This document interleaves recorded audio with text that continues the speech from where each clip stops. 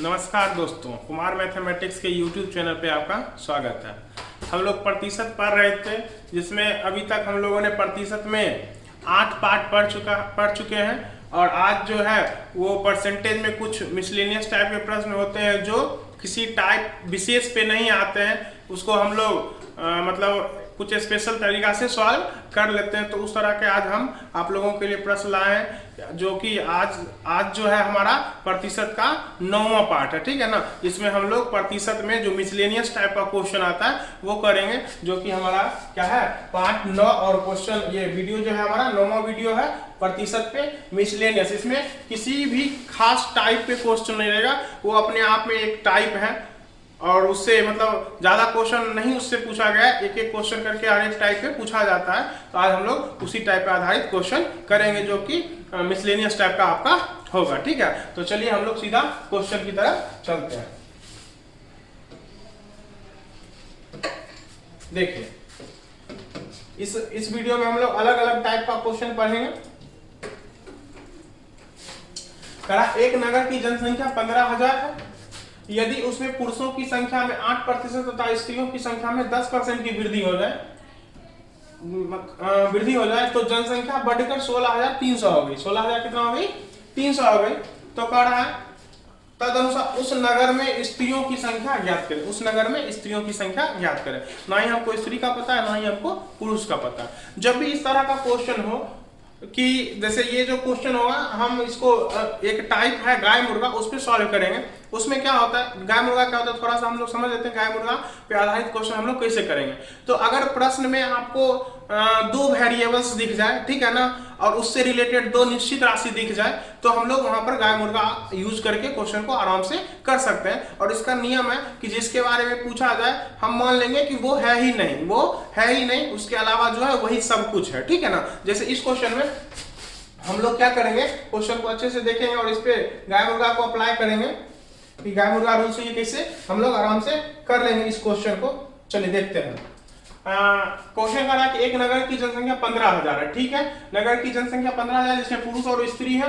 यदि उनमें पुरुषों की संख्या में 8% की वृद्धि तथा स्त्रियों की संख्या में 10% की वृद्धि हो जाए तो जनसंख्या बढ़कर 16,300 हो गई। पहले 15,000 थी, अब बढ़कर कितना हो गई? 16,300, मतलब 1,300 का वृद्धि हो गया दोनों मिला के। ठीक है ना, टोटल। तो कह रहा था दूसरा उस नगर स्त्रियों की संख्या, किसकी संख्या पूछ रहा है? स्त्री की संख्या पूछ रहा है। तो हम बोलेंगे स्त्री है ही नहीं, स्त्री थी ही नहीं। तो स्त्री नहीं थी तो कौन था? तो पुरुष था। मतलब जितना जनसंख्या है सारा का सारा क्या है? पुरुष है। और पुरुष कितना है आपका? तो 15,000 अगर जनसंख्या है तो 15 का 15,000 क्या होगा? पुरुष होगा। अगर 15,000 पुरुष है तो पुरुष की संख्या में वृद्धि हमको दे रखा है। कितना का वृद्धि दे रखा है? तो पुरुषों में 8% की वृद्धि, पुरुषों में 8% की वृद्धि। तो बोले अगर पुरुषों में 8% की वृद्धि है तो 15,000 का 8% कितना होता है? तो 15,000 का 8%, 15 8 120, 1200 कितना हो जाएगा? 1200, मतलब 1200 का वृद्धि होगा। कितना होगा? तो हम अपने हिसाब से 1200 का वृद्धि होना चाहिए, लेकिन क्वेश्चन क्या कर रहा है? क्वेश्चन कर रहा है कि 16,300 अर्थात 15,000 से 16,300 हो गया, अर्थात कितना का वृद्धि? 1,300 का वृद्धि। कितना का वृद्धि? 1,300। मतलब हमको पता है मेरे हिसाब से 1200 का वृद्धि हो रहा था, लेकिन क्वेश्चन के हिसाब से 1,300 का वृद्धि हो रहा था। बस इसी वृद्धि का अंतर हमको लिखना है। तो अंतर कितना हो जाएगा? 100। अंतर कितना हो जाएगा? 100। और इसमें क्या कर देना है? भाग कर देना है। किससे भाग कर देना है? तो जो आपको दे रखा था स्त्री और पुरुषों की संख्या में प्रतिशत में वृद्धि जो दे रहा था उसी के अंतर से भाग कर देना। तो 10% और 8% में कितने का अंतर 2% का। लेकिन 2% का है, परसेंट का ये जो प्रतिशत होगा इसको जब उड़ाएंगे तो ये 100 बन के ऊपर चला जाएगा और इसको हम लोग काट देंगे तो आंसर 2 से 50 बार में तो कितना आ जाएगा? 5,000। कितना आ जाएगा?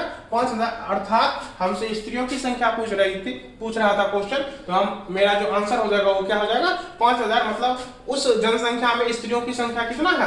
5,000, जो कि ऑप्शन नंबर आपका क्या है? 5,000 है। आप चाहें तो इसको बेसिक से सॉल्व करके देख सकते हैं कि आपका आंसर 5,000 आता है कि नहीं आता है। ठीक है, चलिए अब हम लोग आगे बढ़ते हैं दूसरे क्वेश्चन की तरफ। चलिए ठीक है, देखते हैं दूसरा क्वेश्चन। क्वेश्चन है आपका, देखिए क्वेश्चन कह रहा है कि एक कस्बे में पुरुष तथा स्त्रियों की कुल जनसंख्या 7,000 है। पुरुषों की जनसंख्या में 10% की वृद्धि तथा स्त्रियों की संख्या में 5% की क्या हो गई? कमी हो जाती है। एक में वृद्धि हो रहा है, दूसरे में कमी हो रहा है, इस चीज को ध्यान रखेंगे। ठीक है ना। तो पूरी जनसंख्या में 50 की कमी हो जाती है। पूरी जनसंख्या में क्या हो रही है? 50 की कमी हो रही है संख्या में। तो बताएं कि कस्बे में स्त्रियों की संख्या कितनी है। तो ये क्वेश्चन भी आप देखते ही पकड़ लिए होंगे टाइप को, ये भी आपका गाय मुर्गा जो कि जस्ट पिछला टाइप हम तुरंत पढ़े थे उस पर हम लोग इसको कर सकते हैं। तो हम यहाँ भी अप्लाई करके देखते हैं क्या बनता है, क्या रिजल्ट सही निकलता है कि नहीं निकलता है, फिर बेसिक से भी चेक कर लेंगे। ठीक है, चलिए आप लोग देखिए इसको अच्छे से। हम क्या बोले कि जो आपसे पूछा जाएगा मान लीजिए वो है ही नहीं, तो स्त्रियों की संख्या इसमें भी पूछा गया था, हम बोलेंगे स्त्री है ही नहीं, तो स्त्री नहीं है तो कौन है, तो पुरुष होगा। पुरुष होगा तो जितना जनसंख्या है 7 का 7,000, 7 का 7,000 आपका क्या हो जाएगा, पुरुष ही हो जाएगा। पहले पुरुष है तो पुरुष में ही ना वृद्धि होगा, तो चलिए कितना का वृद्धि हो रहा है पुरुषों में, पुरुषों की संख्या में 10% की वृद्धि हो रहा है। तो बताइए कितने का वृद्धि होना चाहिए, तो 7,000 का 10%, तो 7,000 का 10% वृद्धि होगा, मतलब 700 का वृद्धि होना चाहिए। अपने हिसाब से कितने का वृद्धि होना चाहिए, 7,000 का, 700 का। लेकिन क्वेश्चन कह रहा है कि इसमें मात्र कितने का वृद्धि हुआ, कितने का वृद्धि हुआ, तो वृद्धि नहीं, जबकि क्वेश्चन कर रहा है कि कमी हो गया। क्या हो गया, 50 की कमी। हम बोले मेरे हिसाब से तो 700 का वृद्धि होना चाहिए था, लेकिन क्वेश्चन कर रहा है 50 की कमी, तो हम बोले इसी का अंतर लिखना है। तो 700 और 50 का अंतर क्या होगा, 700 और ये 50 नहीं बोलेंगे, इसको कमी हो रहा है इसको -50 बोलेंगे। क्वेश्चन के हिसाब से कमी हो रहा है मतलब -50। तो 700 और -50 का अंतर कितना होगा,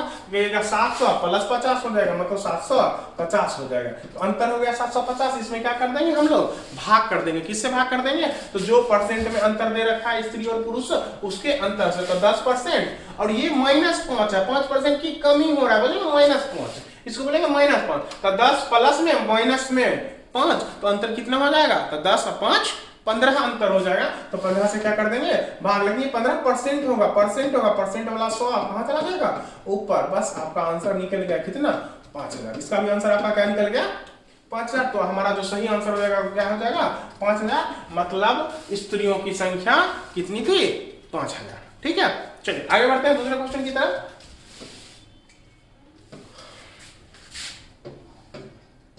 ये बहुत ही बढ़िया क्वेश्चन है। देखिए क्वेश्चन है कि राम ने काले रंग के 6 खिलौने तथा भूरे रंग के कुछ खिलौने का ऑर्डर दिया। काले खिलौने का मूल्य जो है वो भूरे खिलौने के मूल्य का 2.5 गुना है। ठीक है ना, 2.5 गुना है। बिल बनाते समय क्लर्क ने काले तथा भूरे खिलौने की संख्या आपस में बदल दी। अब जब बिल बन रहा था तो क्या किया, जो दुकानदार था, जो क्लर्क था, वो संख्या उल्टा करके लिख दिया, जो ओरिजिनल संख्या था वो नहीं लिखा, उल्टा करके लिख दिया। तो स्वाभाविक बात है अगर संख्या बदल गया तो बिल भी बदल जाएगा। तो कह रहा है जिसके कारण बिल की राशि में 45% की वृद्धि हो गई, मतलब बिल जो सही बिल था उसमें 45% का क्या हो गया, वृद्धि हो गया। तो कह रहा है भूरे खिलौने की संख्या ज्ञात कीजिए। भूरे खिलौने की संख्या हमको ज्ञात करने के लिए कह रहा है। चलिए ठीक है, तो हम लोग इसको देखते हैं, अच्छे से देखिएगा, अच्छे से समझिएगा, बहुत बढ़िया क्वेश्चन है। हम लोग मान लेते हैं कि आपको काला, कौन कौन रंग का खरीद रहा है, काला खरीद रहा है और भूरा खरीद रहा है। काला खरीद रहा है और क्या खरीद रहा है, भूरा। हम मान लेते हैं कि काला कितना खरीदा है, काला तो दिया ही है 6, और भूरा का मान लेते हैं कितना, x। ये संख्या, ये क्या है आपका संख्या है खिलौने का। ठीक है ना।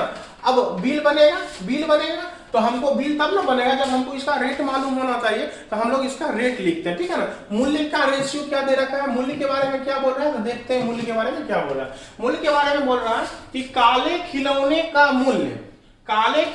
का मूल्य भूरे खिलौने के मूल्य का 2.5 गुना है। मतलब काला का मूल्य कितना होगा, तो जितना भूरा का होगा उसका 2.5 गुना, उसका 2.5 गुना। तो भूरा वाला का अगर हम मान लें कि 1 था, भूरा वाला का अगर मान लें 2 था, तो ठीक है ना, 1 में ये 2.5 लिखना पड़ेगा, 2 लिख लेते हैं तो इसको 5 लिख देंगे, तो काला जो हो जाएगा इसका 2.5 गुना, तो 2 का 2.5 गुना कितना होता है, 5, तो हम लोग इसको 5 लिख देंगे। ठीक है, चलिए अब हम लोग बिल बनाते हैं। हम लोग क्या करते हैं, बिल बनाते हैं। हमको दाम पता चल गया है, संख्या भी पता चल गया, बिल बनाते हैं। तो आप ही बताइए कि संख्या है 6 और ए का दाम कितना है 5, तो 5 मूल्य वाली 6 खिलौना खरीद रहा है, तो 6 बचे 30 रुपया सिर्फ उसको काला खिलौना के लिए देना पड़ेगा।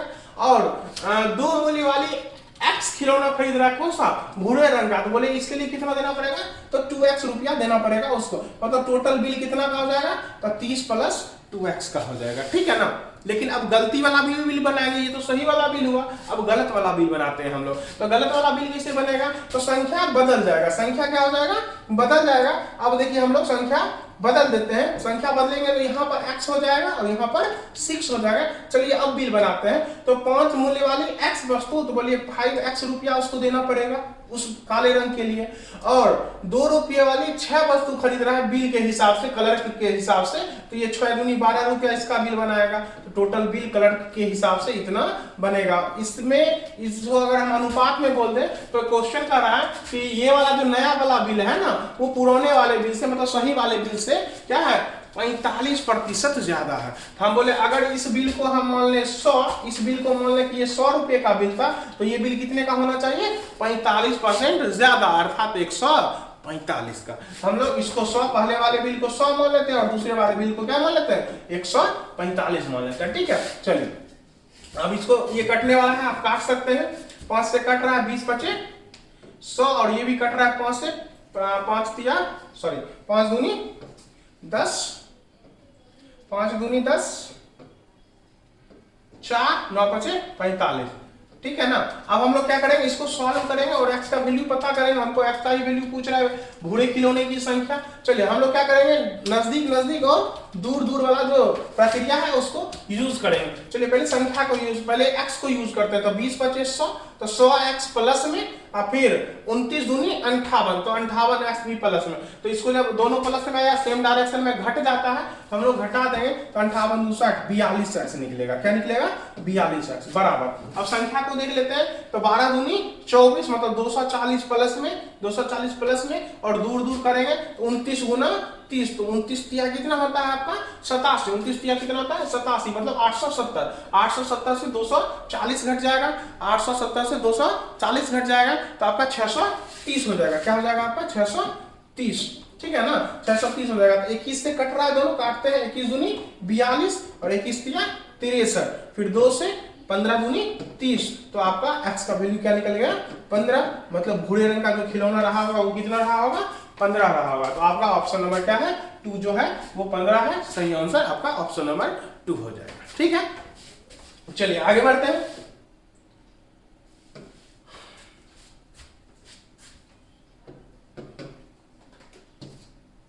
देखिए इस क्वेश्चन को देखते हैं।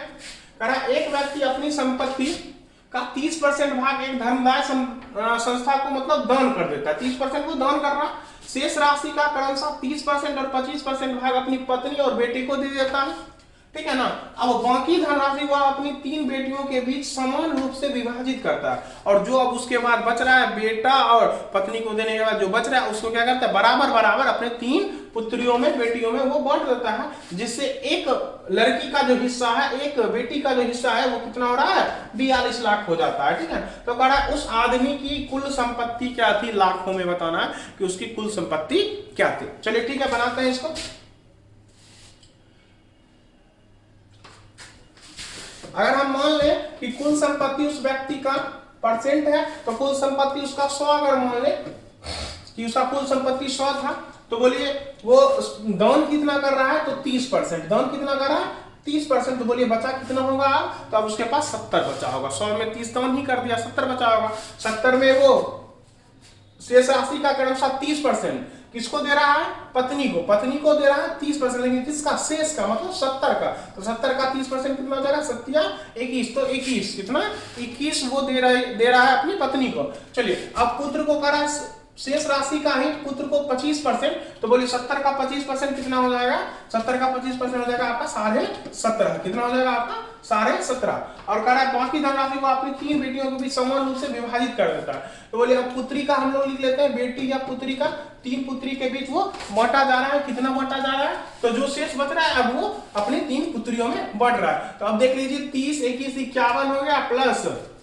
51 में 17 जोड़िएगा 68.5 तो हो गया 1.5 और 69, 31.5 आपका बच रहा है। कितना बच रहा है आपका 31.5। इसी में 3 बेटी का हिस्सा है, इसको 3 बेटी में बराबर बराबर बांट दिया। लेकिन हमको निश्चित राशि किसका पता है, तो हमको निश्चित राशि एक बेटी का पता है। हमको निश्चित राशि किसका पता है, एक बेटी का पता है। तो चलिए एक बेटी को कितना मिल रहा है 42 लाख। लेकिन क्या आपको एक बेटी का हिस्सा पता है? नहीं, आपको 3 बेटी का पता है। बेटी कितना है 3, बेटी कितना है 3, तो हमको 3 बेटी का हिस्सा पता है। तो हम यहाँ भी 3 बना लेते हैं। एक बेटी में 3 से गुना कर देंगे, 3 बेटी का पता चला गया, ठीक है ना, पता चल गया। तो ये 3 बेटी का तो 3 बेटी से कर देंगे, मतलब 31.5 से कर देंगे, जो निकालना है उससे गुना। तो कह रहा उस व्यक्ति की संपत्ति क्या थी, संपत्ति कितना थी, हम लोग मान से संपत्ति 100, तो 100 से गुना कर देंगे। ये दशमलव उड़ाएंगे तो 10 इधर आ जाएगा। चलिए 5 से काटिए इसको, 5 6 30 आपका 1 और फिर 5 किया 15, फिर ये 5 दूनी 10, 5 से काट दिए इसको। चलिए 21 से काटे, 21 दिया 63, 21 दूनी 42, फिर 3 से 3 कट जाएगा, ठीक है। अब 2 दूनी 4, 4 पर 2 जीरो अर्थात 400, क्या हो जाएगा आपका सही आंसर 400 लाख। तो हमारा जो आंसर हो जाएगा वो क्या हो जाएगा 400 लाख। हम लोग आगे बढ़ते हैं अगला क्वेश्चन पे। हमारा अगला क्वेश्चन है, देखिए ये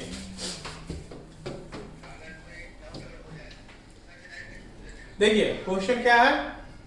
क्वेश्चन है आपका कि ए तथा बी दो अचर बिंदु हैं जिनके बीच की दूरी 5 सेंटीमीटर है तथा सी रेखाखंड ए बी पर एक ऐसा बिंदु है कि AC 3 सेंटीमीटर है, ठीक है ना। अब यदि AC की लंबाई में 6% की वृद्धि की जाए तो CB की लंबाई में कितने की कमी हो जाएगी, हमको ये बताना है। चलिए देखिए बहुत ही आसान क्वेश्चन है, समझते हैं इसको। देखिए तो मान लीजिए कि ये आपका एक रेखाखंड है AB, ठीक है ना, और इसी पे एक बिंदु C है, यहां पर मान लीजिए कि C है। तो ये AB जो है इसका टोटल लेंथ जो है वो कितना है 5, कितना है 5। लेकिन AC के बारे में कहा है कि ये 3 है, तो बोले BC कितना होगा, तो 2 होगा। BC कितना होगा 2, तो ना दोनों मिला के 5 हो जाएगा, ठीक है ना। अब कह रहा है कि AC में आपका वृद्धि कर रहा है कितने का 6% का, मतलब AC मतलब 3, तो 3 में 6% का वृद्धि अर्थात 3 का 6% कितना हो जाएगा, तो हो जाएगा आपका 6 3 18 में 2 अंक पर दशमलव मतलब 0.18, मतलब AC जो है वो 0.18 बढ़ जाएगा। मतलब बढ़ने का मतलब अब यहाँ C नहीं रह करके C कहाँ आ जाएगा, यहाँ आ जाएगा, मतलब इसके हिस्सा में घुस गया ना ये। तो बोले इसमें ये जितना इधर बढ़ेगा उतना ये BC कम होगा, मतलब ये कितना बढ़ेगा, तो 0.18 बढ़ जाएगा किसमें BC में, तो बोलेंगे BC 0.18 घट जाएगा, ठीक है। चलिए तो घट जाएगा तो वही पूछ रहा है कि कितने की कमी होगी, तो बोलेंगे 0.18 का कमी होगा। किसमें कमी होगा, तो BC में, BC मतलब 2, तो 2 से तुलना कर देंगे। अब जो निकालना है मतलब सॉरी 100 से गुना कर देंगे, हमको तो परसेंट निकालना है, तो दशमलव का उड़ा देंगे, नीचे में 100 आ जाएगा, तो 100 से 100 क्या हो जाएगा कट जाएगा, 2 से कट जाएगा 9 बार में, तो हमारा जो आंसर है वो क्या हो जाएगा 9%, मतलब 9% की कमी होगी किसमें BC में या CB में, ठीक है। चलिए आगे बढ़ते हैं अगला क्वेश्चन पे। हमारा अगला क्वेश्चन है, ये बहुत ही बढ़िया क्वेश्चन है, अच्छे से समझेंगे इस क्वेश्चन को। क्वेश्चन जो है कह रहा है ताजे फल में पानी की मात्रा 68% तथा सूखे फल में 20% है। 100 किलोग्राम ताजे फल से कितना सूखा फल प्राप्त किया जाता है। तो पहले हम लोग ये समझेंगे कि ताजे फल से सूखा फल बनता कैसे है। तो आप लोगों को पता होगा कि ताजा फल से जब पानी की मात्रा उड़ जाता है वाष्पीकृत होके, तो वो कैसे में चेंज हो जाता है सूखा फल में। जैसे कि उदाहरण में आप ले सकते हैं किशमिश को, किशमिश सूखा फल है लेकिन उसका ताजा फल क्या है अंगूर है। अंगूर जब अंगूर से पानी निकल जाता है तो वो क्या बन जाता है किशमिश बन जाता है, सूखा फल बन जाता है। लेकिन थोड़ा सा मात्रा में पानी सूखा फल में भी रहता है, जैसे किशमिश में हल्का सा मात्रा रहता है। तो वही कह रहा है कि अगर आपको ताजा फल दे दिया जाए तो आप कितना सूखा फल प्राप्त कर सकते हैं, कितना ताजा फल दे दे आपको, तो 100 kg अगर ताजा फल दे दे तो, ठीक है ना। बोले कोई नहीं, देखिए इसको हम लोग सॉल्व करते हैं। अगर हम मान लें कि ताजा फल आपका ताजा फल है, ठीक है ना, जब फल ताजा है तो ताजा जब फल रहेगा तो उसमें क्या क्या पाया जाएगा, पानी पाया जाएगा और खाने योग्य भाग होगा, खाने योग्य भाग रहेगा, ठीक है ना। तो देखिए क्या कह रहा है कि जब फल ताजा होगा तो उसमें 68% क्या होगा पानी होगा, 68% क्या होगा पानी। तो बोले 68 अगर पानी होगा तो बाकी भाग खाने वाला होगा, खाने वाला भाग कितना हो जाएगा आपका 32 हो जाएगा।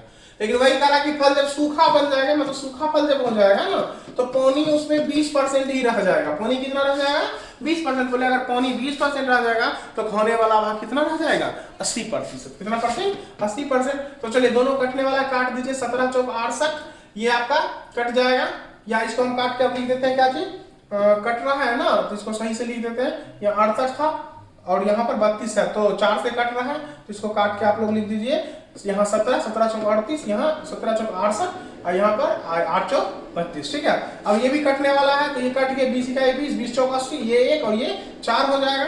आप इसको भी मिटा के हम लिख देते हैं सही से। यहाँ क्या हो जाएगा 1 हो जाएगा आपका, और यहाँ पर आपका क्या हो जाएगा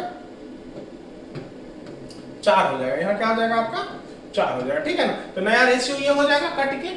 अब क्या करा, तो करा कि 100 किलोग्राम ताजे फल से कितना सूखा फल प्राप्त किया जाएगा। तो हम बोले कि जब फल ताजा था उससे सूखा बनाना है तो बोलेंगे उससे पानी उड़ेगा, उससे क्या उड़ेगा पानी उड़ेगा, लेकिन क्या खाने वाला भाग भी उड़ जाएगा?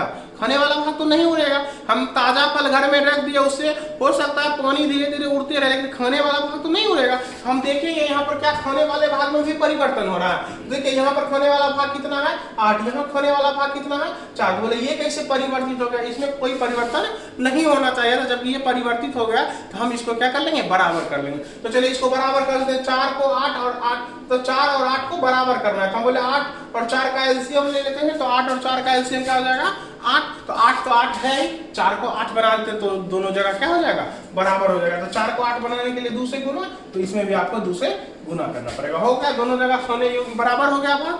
अब हमको क्या करना है 100 किलोग्राम हमको ताजा फल दिया गया है, इसको हमको सूखा फल बनाना है। हम बोले ताजा फल का तुलना हम लोग ताजा फल से कर देंगे। तो ताजा फल कितना है 17 और 8, पानी और खाने वाला भाग मिला के फल बनेगा। तो हो जाएगा 17 8 कितना 25, मतलब ताजा फल कितना है 25। हमको क्या निकालना है सूखा फल। तो बताइए सूखा फल कितना है यहाँ पर, ये दोनों मिलकर सूखा फल बनाएगा। तो 4 दूनी 8 और 2 10, ये क्या हो जाएगा 10, मतलब टोटल सूखा फल कितना है 10। इसको काट देते हैं, 25 चौक 100, 10 चौक 40, मतलब आंसर जो हो जाएगा हमारा क्या हो जाएगा 40 केजी। मतलब सूखा फल कितना प्राप्त हो जाएगा 40 केजी। ठीक है, तो ऑप्शन नंबर हमारा 2 सही हो जाएगा। ठीक है, अच्छे से समझ में आ रहे हैं सबको। चलिए ठीक है, आगे बढ़ते हैं।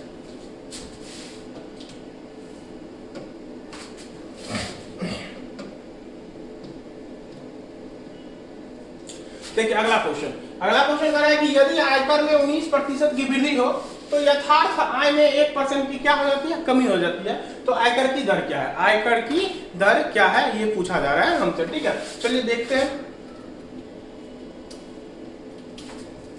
क्वेश्चन क्या करा कि आय में 19%, आयकर में 19% की वृद्धि तो यथार्थ आय में 1% की कमी।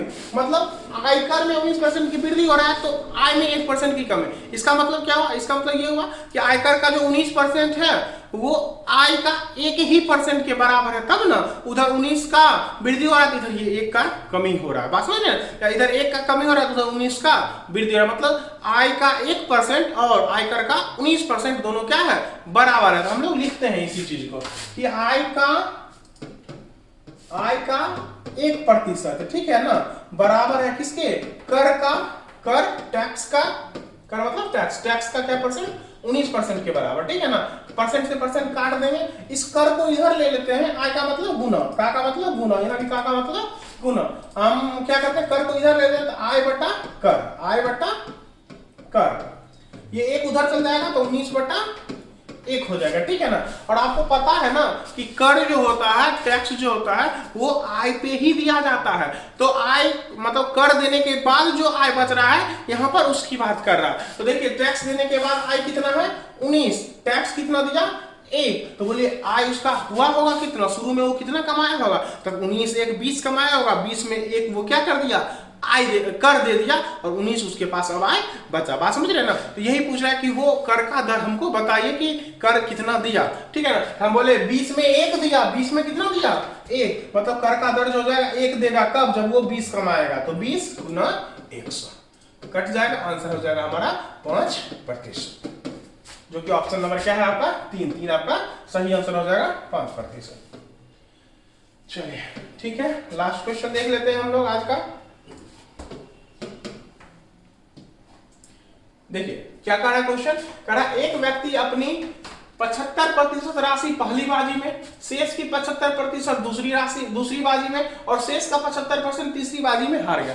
मतलब वो कोई गेम खेल रहा होगा, ठीक है ना, जिसके कारण वो क्या पहली बाजी में 75% हार गया, उसके बाद सेकेंड बाजी में, ठीक है ना, फिर 75% शेष जो बच रहा था उसके पास, उसका 75% वो हार गया, उसके बाद फिर उसका 75% शेष का फिर 75% हार गया। तो और लास्ट में वो 2 रुपया लेके अपने घर पहुंचा, लास्टली वो 2 रुपया लेके अपने घर पहुंचा।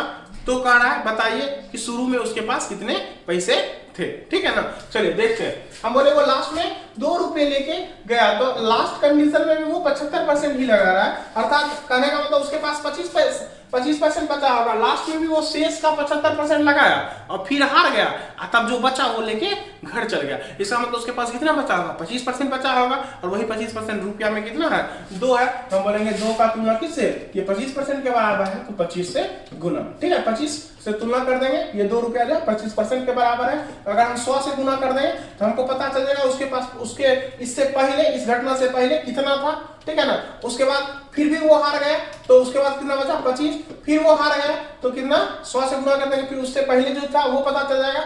फिर आप क्या कर दीजिए, 25 से इसका तुलना कर दिया, फिर 100 से गुना कर दीजिए, हमको लास्टली पता चल जाएगा कि उसके पास कितना पैसा था। लास्ट में, शुरू में मतलब उसके पास कितना पैसा था हमको पता चल जाएगा। तो चलिए इसको काट देते हैं, 2500, 100, फिर 2500, 100, फिर 2500, 100, तो 4 चौक 16, 16 चौका 64 दूनी 128 रुपया, मतलब प्रारंभ में उसके पास 128 रुपया था, ठीक है। तो हम लोगों ने परसेंटेज पे अभी तक 9 पार्ट देखे हैं। 9 पार्ट में अभी तक हमको लगता है इस 9 पार्ट में लगभग 100 क्वेश्चन कवर किया गया है। 9 पार्ट में आप लोगों के लिए प्रतिशत में लगभग अभी हम प्रतिशत को यहीं पर रोक देंगे, और आगे आने वाले समय में कोई दूसरा नया चैप्टर लेके हम लोग आप लोगों के लिए आएंगे। तब तक के लिए धन्यवाद। वीडियो को ज्यादा से ज्यादा लाइक, शेयर एंड सब्सक्राइब कीजिए, फैलाइए वीडियो को, और भी लोग इसका फायदा ले सकें, ठीक है। धन्यवाद।